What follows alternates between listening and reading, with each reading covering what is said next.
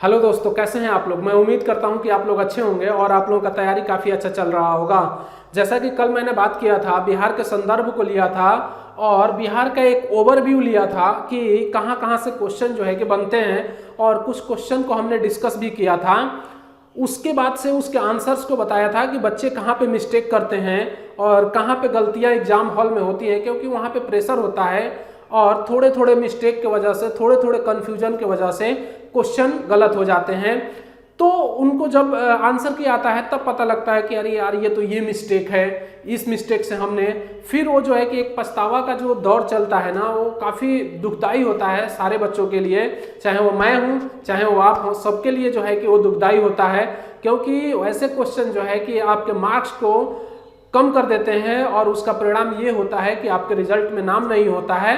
तो मैं उन्हीं कन्फ्यूजनों को यहाँ पे दूर करने के लिए आया हूँ और एक फाउंडेशन कोर्स चला रहा हूँ जिसमें कोई फीस नहीं है। बिल्कुल वैसे बच्चे पढ़ सकते हैं जो कि बिल्कुल अभी बीपीएससी में एंट्री मारे हैं और इसकी तैयारी कर रहे हैं। ये उनके लिए काफ़ी लाभदायक होगा और उनके लिए भी लाभदायक होगा जो ऑलरेडी 2-3 सालों से तैयारी कर रहे हैं, बीपीएससी का एग्जाम दे रहे हैं, बट उनका नहीं निकल रहा है। उनका कारण क्या है वो खुद बेहतर समझ सकते हैं। तो अगर वो भी जुड़े इस क्लास से तो काफ़ी बेनिफिट होगा उनके लिए। तो मैं आप सबसे यही कहूँगा कि अगर आप हमारे चैनल पर नए हैं तो सबसे पहले चैनल को सब्सक्राइब कर लें और बेल बटन को भी दबा लें, जिससे कि जैसे मैं वीडियो डालूँ उसका नोटिफिकेशन आप तक पहुँच जाए और आप जो है कि चीज़ों से लाभान्वित हो सकें। तो मैं कल जो पढ़ाया था आप लोगों को उस पर एक बार जो है कि टिप्पणी कर देता हूँ, प्रकाश डाल देता हूँ कि क्या क्या मैं पढ़ाया था। तो सबसे पहले ये देख रहे होंगे आप लोग कि ये बिहार का मैप है और इस बिहार में मैंने बात किया था कि इसकी जो शेप है, आकृति है, वो क्या है। तो मैंने बताया था कि रेक्टेंगुलर शेप है। उसके अलावा अगला क्वेश्चन जो मैंने इस पर चर्चा किया था कि बिहार में कितने जिले हैं टोटल, तो 38 जिले हैं और 38 जिलों को कितने प्रमंडलों में बांटा गया है, तो 9 प्रमंडलों में बांटा गया है। मैंने इस पर चर्चा किया था। किसी प्रमंडल में 6 हैं, किसी में 4 हैं, किसी में 3 है, किसी में 2 हैं, किसी में 5 है, इस तरीके से हैं। फिर मैंने आप लोगों को क्वेश्चन बताया था कि बिहार की टोटल एक जनसंख्या क्या है और इस जनसंख्या में सर्वाधिक लिंगानुपात किस डिस्ट्रिक्ट का है। उसके अलावा मैंने बताया था कि जो बिहार का विस्तार है वो कितने डिग्री अक्षांशीय रेखा से लेकर कितने डिग्री पूर्वी देशांतर रेखा तक विस्तार है, उस पर मैंने बात किया था। फिर मैंने बताया था कि उत्तर से लेकर दक्षिण तक बिहार की कितने किलोमीटर की लंबाई का एरिया है। इसके अलावा पूरब पश्चिम से लेकर पूरब तक इसका क्षेत्रफल जो है कि कितने किलोमीटर लंबा है, यानी कि ये लंबाई अगर देखी जाए तो कितने किलोमीटर लंबा है, उस पर चर्चा किया था। इसके अलावा मैंने समुद्र तल से इसकी ऊंचाई के बारे में चर्चा किया था कि इसकी ऊंचाई जो है कि कितना है, 53 मीटर है। फीट में उसको करेंगे तो 173 फीट के आसपास। इसके अलावा अगर मैं बात करूं तो मैं ये बताया था कि सर्वाधिक वर्षा किस डिस्ट्रिक्ट में होती है। इसके अलावा जो बॉर्डर के इलाके हैं चारों तरफ के, यानी कि उत्तर के, दक्षिण के, पश्चिम के और पूरब के, इस पे मैंने चर्चा किया था कि इधर कौन से स्टेट लगता है बिहार से, इधर कौन सा स्टेट लगता है, इधर कौन सा स्टेट लगता है और इधर कौन सा स्टेट लगता है। बिहार के कितने जिले जो है अंतर्राष्ट्रीय सीमा बनाते हैं, उस पे मैंने चर्चा किया था। आज जिस मुद्दे की हम लोग बात करने वाले हैं वो दरअसल ये है, मैं यहाँ पे लिख देता हूँ आप लोगों को, लिखा हुआ है ऑलरेडी कि 68वीं बीपीएससी प्रीलिम्स का ये क्लास है और इसी के अंतर्गत इसी श्रृंखला को आगे बढ़ाते हुए हम लोग, ये हमारा सेकंड एपिसोड है। अगर आप लोग नहीं देखे हैं तो पहला एपिसोड जरूर देखिए, उसके पहले अगर देखना चाहते हैं तो उसका सिलेबस देखिए, फिर इस वीडियो पे आइए ताकि आपको इसका फायदा हो सके। आज हम कुछ प्लेन्स के बारे में बात करेंगे। इसके अलावा प्लेन के अलावा जो गंगा रिवर है बिहार को 2 भागों में बांटती है। हालांकि मैं भी कल जो है कि इस पर टिप्पणी दिया था थोड़ा सा, लेकिन आज मैं थोड़ा सा और बढ़ाऊंगा इसको। इसके अलावा अगर मैं बात करूं तो कुछ जो है कि पहाड़ियां हैं जो इस रेंज में दक्षिण बिहार के दक्षिणी भाग में पाई जाती हैं और कुछ जो है कि अगर मैं कहूँ कि पश्चिम और उत्तर हिस्से में पाई जाती है, तो इसमें भी हम लोग चर्चा करेंगे। इसके अलावा हम लोग देखेंगे कि हमारा जो क्वेश्चन बनेगा वो किस तरीके से क्वेश्चन बीपीएससी जो है पुटअप करती है, आपको कैसे जो है कि वहाँ पे उसको टैग करना है, टैगिंग करना है क्वेश्चन को। तो आप अगर उसको सही तरीके से कर लेते हैं तो आपका नंबर पक्का हो जाता है। तो सबसे पहले अगर मैं आप लोगों को कल भी बताया था कि बिहार को जो गंगा रिवर है ये 2 भागों में बांटती है। यानी कि गंगा अगर दो भागों में बांटती है तो ये बिहार के गंगा के ऊपर का हिस्सा यानी कि उत्तरी हिस्सा जो कहलाता है, उत्तरी गंगा का मैदानी क्षेत्र कहलाता है, उत्तरी गंगा का मैदानी क्षेत्र, और इसके नीचे का क्षेत्र जो कहलाता है वो दक्षिणी गंगा का मैदानी क्षेत्र कहलाता है। तो आप लोग यहाँ देख चुके होंगे, यहाँ से प्रवेश करती है चौसा से गंगा रिवर, उसके बाद से जो है भागलपुर होते हुए निकल जाती है। अब ये जो क्षेत्र है, जो दक्षिणी गंगा का मैदानी क्षेत्र है, इस दक्षिणी गंगा के मैदानी क्षेत्र को हम लोग आम भाषा में यानी कि बिहार के संदर्भ में अगर मैं कहूं तो सूखा जो है कि क्षेत्र घोषित किया गया है, सूखा क्षेत्र। और ये जो उत्तरी गंगा का उत्तरी गंगा का मैदानी भाग है, इसको बाढ़ प्रभावित क्षेत्र घोषित किया गया है, क्योंकि बाढ़ की समस्या सर्वाधिक दिखती है, क्योंकि नेपाल रेंज से निकलने वाली जितनी भी नदियां हैं वो इतनी ज्यादा ढलान पे हैं कि उनका वेग इतना तेज होता है और वो अपने साथ जो है कि पानी को इतना तेजी से लाती हैं कि जो है कि बिहार में जो है कि बाढ़ का कारण बनती हैं। जिसमें अगर मैं सर्वाधिक कहूं कि बाढ़ प्रभावित जो नदी है वो यहाँ पे आपका कोसी रिवर मिलेगी, और कोसी रिवर जो है कि आपको बिहार की अगर मैं कहूं तो शोक भी कहा जाता है एक तरीके से, क्योंकि वो रास्ता बदल देती है अपना। वो रास्ता कब बदल देगी इसका जो है कि पता जो है कि थोड़ा टाइम बाद लगता है, तो जो है कि वो काफ़ी बिहार को प्रभावित करती है, इसलिए कोसी नदी को बिहार का शोक भी कहा जाता है, और उससे काफ़ी जो है कि इलाका जो है कि प्रभावित होता है, बाढ़ की चपेट में आता है, जिसके वजह से काफ़ी इस वाले बेल्ट में समस्या देखी जाती है। चूँकि नेपाल से लगे हुए जितने भी आपके जो है कि डिस्ट्रिक्ट हैं, जिले हैं, ये सारे जो है कि आपके तराई प्रदेश में आते हैं, और ये तराई होने की वजह से उपजाऊ भी है, ठीक है। और उपजाऊ के साथ साथ अगर मैं कहूं तो खनिज संपदा की दृष्टि से कुछ इलाके जो है कि अच्छे हैं। इसके अलावा अगर मैं देखूं तो नीचे का इलाका अगर आप लोग देखेंगे तो यहाँ पे काफी रॉक्स पाए जाते हैं, चट्टाने यानी कि ऊंचावच मिलती है। और हिल्स की अगर मैं बात करूं तो ये जो है आपका खनिज संपदा से काफी ही अच्छा है, क्योंकि इस बेल्ट में खनिज संपदाएं बहुत पाई जाती हैं, जिसके वजह से जो है कि काफी जो है कि फायदा होता है बिहार को। और बिहार की अगर मैं बात करूं तो बिहार को फायदे के साथ साथ यहाँ पे जो है कि बहुत मात्रा में जो है कि जो खनिज संपदा मिलती हैं उसको जो है कि बिहार के अगर रेफरेंस में देखेंगे तो काफ़ी फायदे पहुंचाती हैं बिहार गवर्नमेंट को।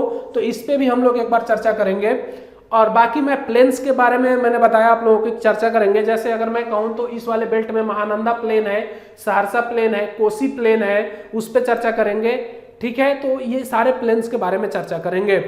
पहले हम उस क्वेश्चन पे चलते हैं जो हमारा पहला क्वेश्चन यहाँ से बन के आता है। कल की श्रृंखला को आगे बढ़ाते हुए उसी श्रृंखला के अंतर्गत जो क्वेश्चन हम लोग पहला देखने वाले हैं वो इस तरीके से देखने वाले हैं कि सबसे पहला जो क्वेश्चन बनेगा मैं आपसे ये पूछूंगा कि बिहार का जो सबसे बड़ा क्षेत्रफल वाला डिस्ट्रिक्ट है वो कौन सा है।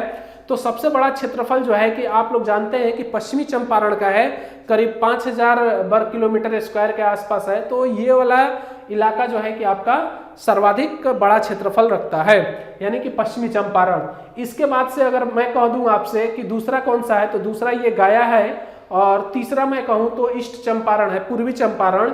आप लोग जानते हैं कि इसी चंपारण से जो है कि रवीश कुमार जो हमारे पत्रकार हैं वो है, तो आप लोगों को ये भी पता होनी चाहिए। इसके बाद से अगर मैं कहूं कि जो अगला हमारा होगा सबसे बड़ा क्षेत्रफल में तो सासाराम रोहतास है जो क्षेत्रफल में सबसे बड़ा है। अब यहाँ पे क्वेश्चन जो है कि ये बनेगा कि सबसे बड़ा क्षेत्रफल वाला डिस्ट्रिक्ट कौन सा है, पहला।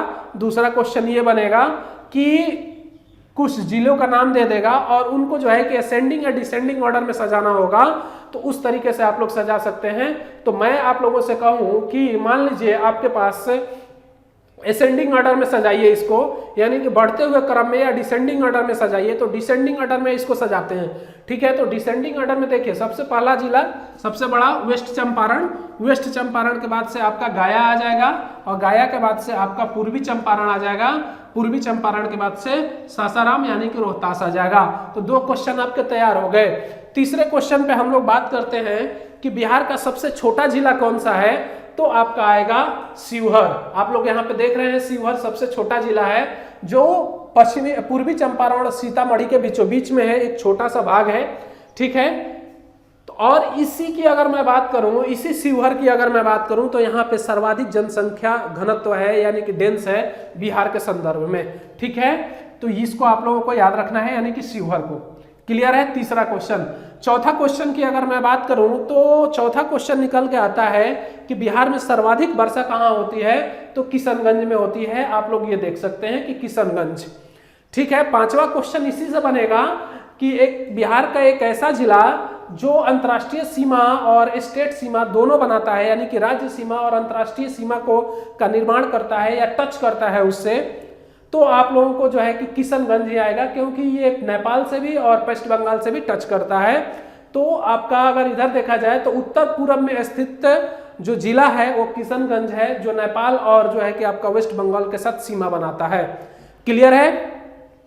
अगला जो पांचवा या छठवां क्वेश्चन हमारा आएगा वो ये आएगा कि भाई बिहार का कौन सा जिला उत्तर प्रदेश और झारखंड से सीमा बनाता है, तो आपका रोहतास आ जाएगा, यानी कि सासाराम। देखिए इधर जो है कि उत्तर प्रदेश से भी बना रहा है और इधर झारखंड से भी बना रहा है, तो यही हमारा रोहतास जो है कि सर्वाधिक जो है, सर्वाधिक कह रहा हूँ, उत्तर प्रदेश और झारखंड से सीमा बनाता है। तो उम्मीद करता हूँ कि क्लियर हो गया होगा। अब मैं आप लोगों से बात करूंगा कि एक ऐसा कौन सा जिला है जो उत्तर पश्चिम में पाया जाता है और अंतर्राष्ट्रीय सीमा बनाता है, तो आपका वेस्ट चंपारण आ जाएगा, क्योंकि अंतर्राष्ट्रीय सीमा नेपाल के साथ बना रहा है और उत्तर पश्चिम भाग में आ रहा है। तो बीपीएससी इस तरीके से क्वेश्चन आपको देती है कि आप जो है कि उसमें उलझ जाएं। अगर आपको मैप पता नहीं है ना, तो आप जो है कि गलत कर जाएंगे। तो उत्तर पश्चिम की अगर मैं बात करूं तो वेस्ट चंपारण है, और ये जो है नेपाल और उत्तर प्रदेश दोनों के साथ सीमा बनाती है। तो ये चीज क्लियर हो गया होगा। अब देखिए, अब अगला जो क्वेश्चन बनेगा, सातवां यहां से क्या क्वेश्चन बनेगा कि क्वेश्चन ये बनेगा मेरे प्यारे दोस्तों कि जो हमारे मंडल है ना, प्रमंडल हैं, तो प्रमंडल जो मैंने बताया था आपके 9 हैं, और इस प्रमंडलों में डिस्ट्रिक्ट आते हैं, तो उनको बोल देगा कि इनको जो है कि मिलान करिए कि इसमें से कौन से प्रमंडल में कितने जिले हैं। तो मिलान करने के लिए आपको दे सकता है। तो अगर मैं कहूं कि जैसे आपको क्वेश्चन दे दिया, पटना प्रमंडल में 6 जिले हैं, भागलपुर में 3 हैं, दरभंगा में 3 हैं, पूर्णिया में 4 हैं, ये क्रम जो है कि बदल देगा वो। फिर आपको जो है कि मिलान करना होगा कि पटना में कितने हैं। अगर आपको एग्जैक्ट याद नहीं है तो मेरे प्यारे दोस्तों आप वहीं गलती कर जाएंगे। तो मैं आप सबसे यही कहूँगा कि प्लीज़ जो है कि जब भी आप पढ़ें चीज़ों को, तो कुछ इस तरीके से पढ़ें कि आपको चीज़ें याद हो जाएं। जैसे यहाँ पे बता रहा हूँ कि अगर आप 9 जिलों को 9 प्रमंडलों को याद करते हैं तो आपका 38 जिला पूरा याद हो जाएगा। तो उस तरीके से अगर आप लोग देख लेंगे कि पटना में जो है कि 6 हैं, भागलपुर में आपके जो है कि 3 है, दरभंगा में 3 है, पूर्णिया में आपके 4 हैं। इसके अलावा सारण में अगर बात करूँ तो सारण में भी आपके 3 हैं। ठीक है, बांका प्रमंडल में आपके 2 हैं, बांका और भागलपुर में 3 हैं। ठीक है, तो ये भी आपको देख लेने हैं। ठीक है, इसके अलावा अगर मैं बात करूं आप लोगों को, अगला जो क्वेश्चन हमारा 10वां क्वेश्चन बन के आएगा वो ये बन के आएगा मेरे प्यारे दोस्तों कि बिहार का सबसे नवीनतम जिला कौन है। तो बिहार का सबसे नवीनतम जिला आप लोग जानते हैं कि अरवल है, और अरवल जो है कि 2001, मैं यहाँ पे लिख दूं आपको कि 2001 में जो है कि इसका गठन हुआ है, और ये किस डिस्ट्रिक्ट से कट कर जो है कि बना हुआ है। तो ये जहानाबाद डिस्ट्रिक्ट आप लोग देख रहे होंगे कि ये जहानाबाद है, ये अरवल है। ये पहले एक ही था 2001 तक, और 2001 के बाद से अरवल को जो है कि अलग कर दिया गया और जहानाबाद को अलग कर दिया गया, यानी कि 2 डिस्ट्रिक्ट बना दिए गए। तो सबसे नवीन डिस्ट्रिक्ट जो है आपका क्या है, अरवल है, जो 2001 में बना हुआ है। ठीक है, अब मेरे प्यारे दोस्तों अगर मैं बात करूं कि यहाँ पे जो आप लोग देखे थे कि झारखंड से और उत्तर प्रदेश से सटने वाला सासाराम है, अगर मैं कहूँ आप लोगों से, कल भी कहा था कि जो झारखंड में कितने डिस्ट्रिक्ट लेकर जो है कि झारखंड का निर्माण हुआ बिहार से, तो 18 डिस्ट्रिक्ट। लेकिन अगर आपको यहाँ पे एक ट्विस्ट दे दे कि कितने परसेंटेज लेकर जो है कि बिहार का कितना क्षेत्रफल लेकर झारखंड का निर्माण किया गया, तो वहां पे आ जाएगा 45.85% जो है हिस्सा लेकर झारखंड का निर्माण किया गया। और झारखंड का निर्माण होने के बाद से जितनी खनिज संपदाएं हैं ना, ये नीचे के बेल्ट से सर्वाधिक झारखंड में चली गई, और बिहार जो है कि उस रेफरेंस में गरीब होता चला गया। और आज वर्तमान में ऐसी स्थिति है कि बिहार सबसे गरीब राज्य की श्रेणी में है 2011 की जनगणना के अनुसार। ठीक है, अब देखिए कि जब बिहार से झारखंड अलग हुआ तो अगला क्वेश्चन बन के आएगा 13वां या 14वां आपका कि कौन सा सिटी जो है कि झारखंड राज्य का राजधानी बना, तो आपका रांची बना। तो क्लियर हो गया आपका। अगर मैं कहूँ कि कौन सा देशांतरीय रेखा जो है कि बिहार से होकर गुजरती है, आपके पास मैं ऑप्शन दे देता हूँ कि मान लीजिए आपके पास 82 डिग्री है, उसके अलावा 86 डिग्री है और 83 डिग्री है और 82.5 डिग्री है। तो आप इसमें से क्या जवाब देंगे, आप जरूर हमें सोच के बताएं। फिलहाल इसका आंसर जो है कि 86 डिग्री है। जो देशांतर रेखा है ना 86 डिग्री, वही जो है कि बिहार से होकर गुजरेगी, बाकी ये बिहार से होकर नहीं गुजरेंगी। आपको जो है कि पता होनी चाहिए ये बात। अगर आप थोड़ा भी राष्ट्रीय स्तर के ज्योग्राफी को पढ़े हैं तो आपको ये चीजें पता होनी चाहिए।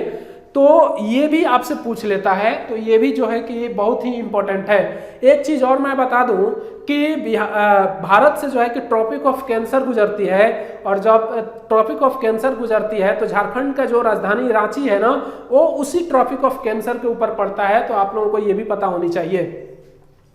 अब देखिए मेरे प्यारे दोस्तों, एक चीज और मैं आप लोगों को बता दूं यहाँ पे कि जो हमारा गंगा जो क्षेत्र है ना, तो गंगा के बिहार में जो लंबाई आप लोग जानते हैं वो करीब करीब 425 किलोमीटर है, यानी कि 425 किलोमीटर है। और बिहार के ये 12 जिलों से होकर गुजरती है।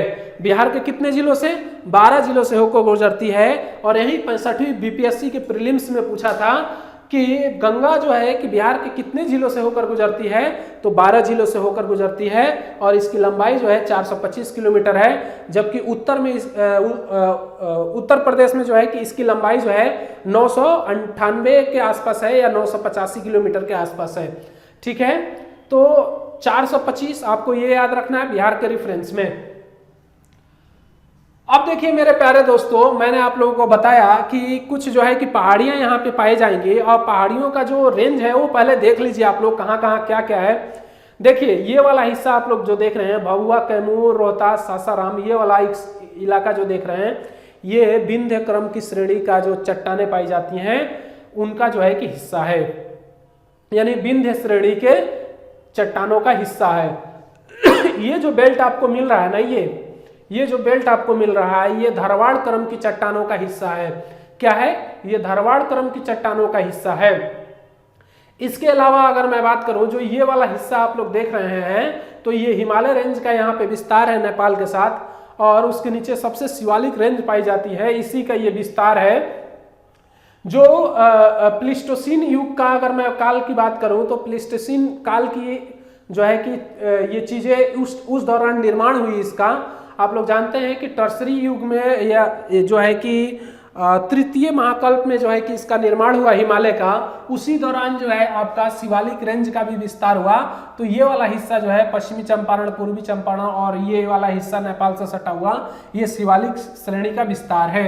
यहीं पे हरहरा दून घाटी पाई जाती है। इसके अलावा सोमेश्वर श्रेणी पाई जाएगी, और ये सोमेश्वर श्रेणी जो है नेपाल के साथ करीब करीब 60 किलोमीटर, अगर मैं बात करूं वर्तमान में शायद 74 या 74 किलोमीटर का डिस्टेंस अंतर्राष्ट्रीय सीमा बना रही है ये सोमेश्वर की श्रेणी। ठीक है, जो पश्चिमी चंपारण में है। जब मैं पहाड़ियां पढ़ाऊंगा तो इसी में जो है कि सारे क्रम वाइज मैं चीजों को बताऊंगा आपको। ठीक है, तो ये चीजें आप लोगों को पता होनी चाहिए। अब देखिए ये जो बीच का प्लेन बचा ना, ये प्लेन जो बीच का बचा हुआ प्लेन है, इसको क्वाटनरी रॉक बोलते हैं। ठीक है, अगर क्वाटनरी रॉक इसको बोलते हैं, इस पे भी हम लोग चर्चा करेंगे जब हम पहाड़ी पढ़ाएंगे स्पेशली। अभी मैंने इसका ओवरव्यू दिया है आपको कि कहाँ पे क्या पाया जाएगा। तो ये धारवाड़ रॉक की श्रेणी के हिस्से हैं, ये विंध्य का है, ये जो है शिवालिक श्रेणी का हिस्सा है, और बीच का जो हिस्सा है वो क्वाटनरी रॉक का हिस्सा है। तो आपको ये चीजें उम्मीद करता हूं कि समझ में आ गई होंगी। अब जो हम क्वेश्चन की मैं बात करने वाला हूं, ये बात करने वाला हूं कि अगला जो क्वेश्चन बनेगा आपसे पूछेगा कि बिहार में गंगा की लंबाई कितनी है, तो 425 किलोमीटर लगा देंगे आप एग्जैक्ट। बिहार से कौन सी देशांतर रेखा गुजरेगी? 86 डिग्री देशांतर रेखा गुजरेगी।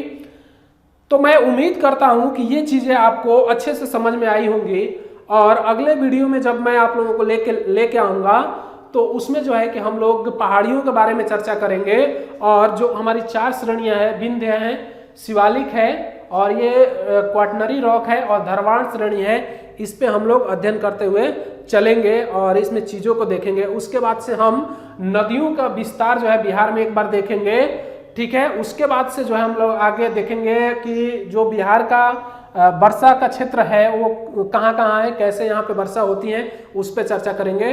तो आज के लिए इतना ही, मिलते हैं अगले वीडियो में, तब तक के लिए जय हिंद। और मैं आप सबसे कहूँगा कि पढ़ते रहिए, खुश रहिए और जो है कि जितना हो सके डीप अध्ययन कीजिए, ज़्यादा आपके लिए बेहतर होगा।